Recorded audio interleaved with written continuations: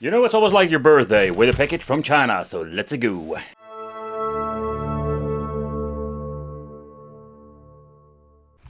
Alright, so when powering on the device itself, it automatically boot up into the main menu. So it's also known as the Pandora's Box DX Plus. And yeah, for the people not familiar to Pandora's Box, is absolutely a nightmare with these things, because there are so many different, let's say, configurations. Another problem we're having is having no alphabetic order. You can just see there are all kinds of games on here.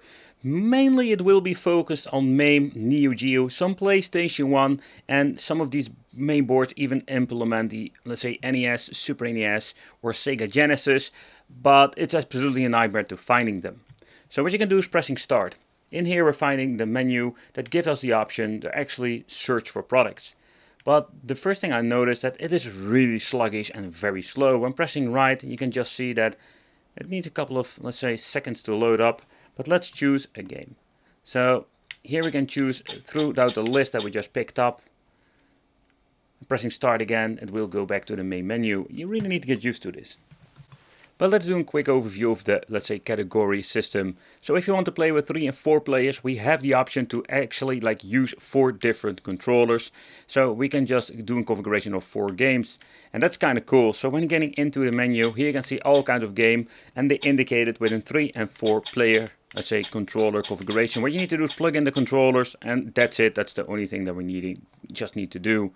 The only unfortunate part is when pressing start, it will go back to the main menu. You need to press start again to go actually back to, let's say, the search. It's a kind of an annoying thing, but yeah, that is something we need to live with. But so far so good, and sometimes you can hear me, let's say, moving the joystick, and it will take some time to load up. I already mentioned before, but something is really annoying. A lot of different games on here. So when it comes to the main list, here you can just see over 20,000, but there were all kinds of double games. Like if you're going to be scrolling through the list, you can see so many games coming back with different naming. And that is the thing they're doing in, I think, from the start of the 80s, 90s. You know those multi-game cards, where if you like a zillion games, most of them were absolutely rubbish, having only like double games. So here you just see that there are some PlayStation games on here that I'm really curious how it will run. And we cannot do any configuration with the emulators whatsoever, so what you see is what you're getting. So let's go to the search function. I'm really curious if this is going to be working. You can just feel, and sounds maybe weird to say, but that it is loading up. Because we're choosing, again, yeah, we have an input lag. There we go, Sonic. Because I was really curious if we're going to find Sonic at all. Okay, Sonic, so this is what I mean. So hearing all kinds of Sega Genesis games. So let's start off with that. It's kind of cool that they're actually implementing those. And let's see if the emulation performance is as this. Loading times are quite fast, only with Mortal Kombat 1, that is an issue. So this is some weird homebrew version of, yep, with some weird, very strange one of the Sonic franchise. What is this? That is only what you find with Pandora's boxes sometimes. Oh boy, this is going to be cool. But I'm surprised to see that the emulation performance is absolutely great. If you wonder if you can have an aspect ratio situation, no you can't. There is unfortunately no way of actually checking this out. So that is one of those main problems we have faced in the past with other Pandora's boxes. Some of them have been fixed. Think about like installing Pandory or some of these main boards. That is not for every single one that is possible. So those guys fixed everything, but unfortunate that is not the solution for every Pandora's box nowadays, because it has a limited support, because they made such a big mess of all the different versions.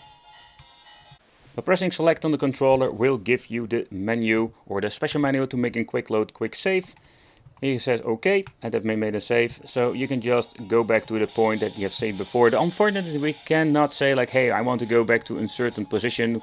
Some of the deluxe Sega plug-and-play devices that we have seen have like even print the tiny screenshots.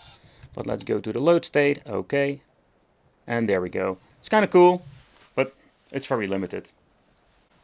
Okay, next up, let's take a close look at the menu. By pressing this small button at the back, we're finding all kinds of configuration options. This is quite similar to all the other Pandora's boxes that we have seen before. System configuration, this is the most interesting part, where we're having credit option. So if you want to put this in, let's say, an arcade machine with a coin mechanism, that is even possible. So it's kind of cool. Overall, we're having auto exit, so basically if you're not doing anything, it will automatically go back to the main menu in 3 minutes. You can just shut it off if you don't want to. Quality optimization, that is the thing, having this very strange filter over it, and the scan lines, that is another option that you can even like turn on and off. So at the bottom we're finding the gamepad settings, as you can see there. So it has been automatically set to 4 different, let's say, controllers. But if you're going to be plugging this in an arcade machine or something else, you can make it like a combination of saying like for play 1 and play 2 will be the arcade stick, and play 3 and 4 is going to be the controllers. So we do have some options there. Then, of course, the game settings. I've been reading with other, let's say, people saying like this doesn't work at all. Here we can even edit the game list. So what is kind of cool about that feature, you can just remove games or like hide games if you don't want to see them. If they don't boot up or you don't like them, you can remove it. So that's kind of cool. So we do have some option there when it comes to game settings. The built-in speaker is not enabled because I didn't implement it, but that's one of those cool features of the Pandora's box. If you're going to be sticking this in an arcade one-up, you can just use the original speaker. You don't need to have like all the shenanigans of an extra power supply and an extra amplifier. You just plug it in and it works like a charm. Okay, so let's move on to some MAME with, of course, one of my favorite categories, shmups. And this is just a normal MAME game, but loading times are significantly longer than, let's say, with a Pandora's box official one. I think at the 10. What's kind of cool is you can just enable auto fire if you want to. I think that is very convenient when it comes to games like this. Well, alright, so what we don't need to forget is that when you enable it, sometimes makes some of the games unplayable. Nevertheless, when you're looking at the overall gameplay now, it seems to be working just fine. What I do notice is like with using the analog stick, it works kind of weird. You can see the inputs are not like it's supposed to be. But the reason I choose the RWW game, because I know a lot of the Pandora's boxes had issues with this. The weird thing I always find with these Pandora's boxes, and that is what a lot of them, is that when you're getting into the MAME like the R-Type I'm having over here, we don't have a quick load, quick save situation. I'm guessing that this has maybe to do that they're running a separate emulator on the background. No idea. So far I know, there's no way to fixing this. Another problem I've noticed when it comes to, let's say, games like Bloodbrush, one of my favorite games to play, is that the emulator they're using at the background is not the right one. Meaning that the emulation is not like it's supposed to be, and you can just hear it runs really slow and missing out sound effects. That's a thing I have been seeing for a very long time now, but they don't fix it whatsoever. So if you cannot update it with Pandory, there is no way of actually like fixing the issue. But moving on to some other games, we don't have any issues whatsoever. So far no wicked screen tearing going on, but if you're going to play some Adventure Island, I would not be surprised we will see it there. So it's one of those many issues we've seen, but so far it seems to be working just fine with the controller I'm using here. Ah man, this game is so brutal. In the face! In today's video we are going to take a close look at this tiny box that contains over, it seems to be 20,000 games, also known as the Pandora's box. But you can use these new generation things like a game system. Yep, so I didn't get a 12-volt power supply. Sometimes you can buy these combinations, and one thing you really need to know is that you need to get yourself like this special cable, because you can just plug it in and turn it on and off. So yeah, you can use this thing in an arcade machine, a 2-player Pandora's box, absolutely an awesome combination. But in this video we're going to use it like an, let's say, a game system. Combining this with an Xbox 360 controller, or an X input they call it, we can do a lot of cool things. So let's do a quick overview of the device, because we do have the old school connection that we're needing for connecting this to an arcade machine. We're not going to be using it, but just as more just a plug and play situation. Then at the back we're finding a VGA, HDMI.